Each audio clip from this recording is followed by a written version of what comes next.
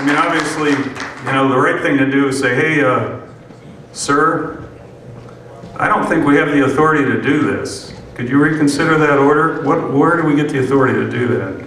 But if it comes to it, we want them to refuse orders that are unlawful. Once again, we're not un-American. We're not looking to overthrow the government. We want our government to obey the Constitution, and we want our servants to obey the Constitution also.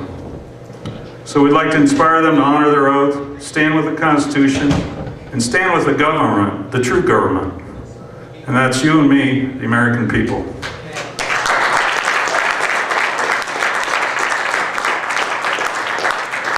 Okay, our mission is, you know, obviously we want to reach all the active duty military and police we can, okay? But what happens until, as one of our oath keepers said, well, what do we do until we don't do anything? And this is how we're trying to provide support for active duty and police officers.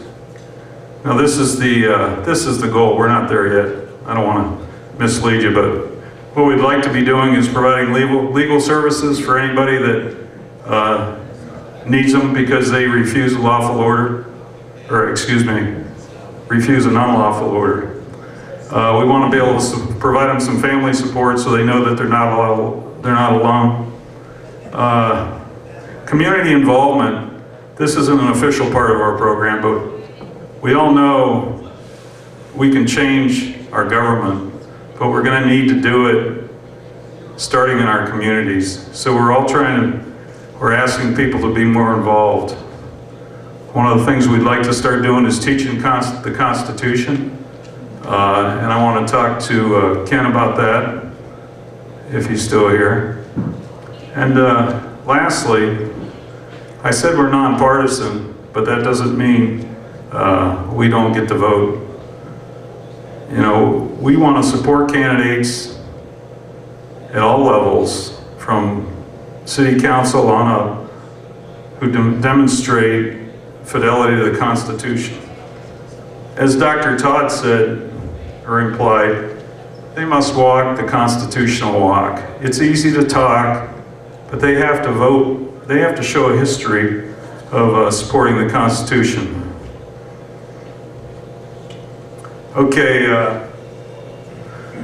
I'm going to run through these real quick. These are 10 orders that we will not obey, where we think this is our line in the sand.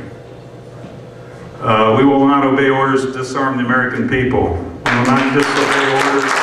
We will not obey orders to conduct warrantless searches of American people. We will not obey orders to detain American citizens as unlawful enemy combatants or to subject them to military tribunals.